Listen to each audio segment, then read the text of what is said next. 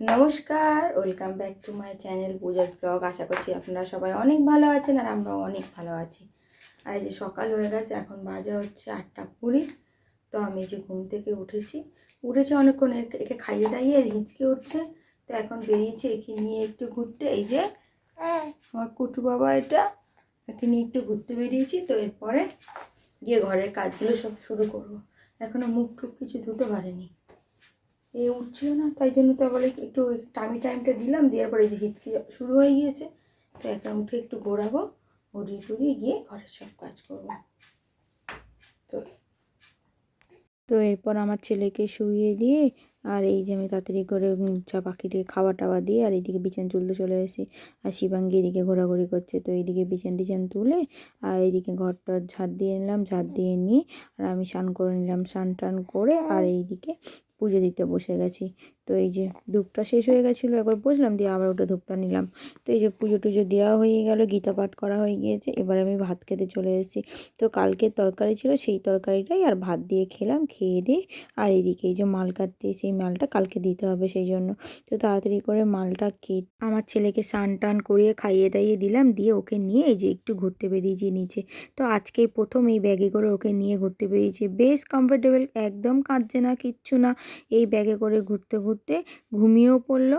তো এই যে এখন ঘুরছি ওকে নিয়ে, অনেকটা দূরে যে ঘুরলাম। এই ব্যাগটা আমার বান্ধবী আমাকে দিয়েছিল আমার ছেলের জন্য। তো তারপরে ও যখন ঘুমিয়ে গেল, আমি ওপরে এসে ওকে শুইয়ে দিই আর এইদিকে রান্না করতে এসেছি। রান্না বলতে আজকে এই মিটলি ভাজাটা আর ভাত করব। আর তরকারি তো আছে, তো সেটা দিয়ে খেয়ে নেব। তো রান্না করতে করতে জলটাও ভরে নিলাম, ভরে নিয়ে আর এই যে সকালে যে মালটা কেটেছিলাম সেই মালটাই এখন করতে বসলাম। তারপরে আরও অনেক কাজ করলাম। তো এখন বিকেল হয়ে গিয়েছে, না বিকেলবেলা এই যে আজকে প্রায় 12-13 দিন পর আমি মাথাটা ঘষেছি। মাথা ঘষার সময়ই হয় না ছোটো বাচ্চা নিয়ে, যেহেতু ঘরে আমি একা থাকি, তাই জন্য আমার ছেলেটাকে তো দেখার কেউ নেই। এবার ওকে রেখে অনেকক্ষণ বাথরুমে থাকাটা মানে খুব অসুবিধার হয়ে যায়।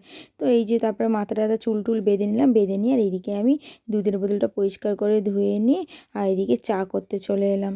তো চাটা খেয়ে আরও ঘরের অনেকটা কাজ করলাম, আমার ছেলেকে খাওয়ালাম, পরিষ্কার করালাম। তো এখন বেজে গেছে প্রায় 9টা। আর আমি এখানে এই যে একটা ডিম অমলেট করছি, একটা ডিমের। আর সকালে তো ভাজার তরকারি ছিল, তো ওইটা দিয়েই খেয়ে নিলাম। খেয়ে দিয়ে নিই আর এই যে আমার ছেলেকে আবার ব্যাগে ভরেছি।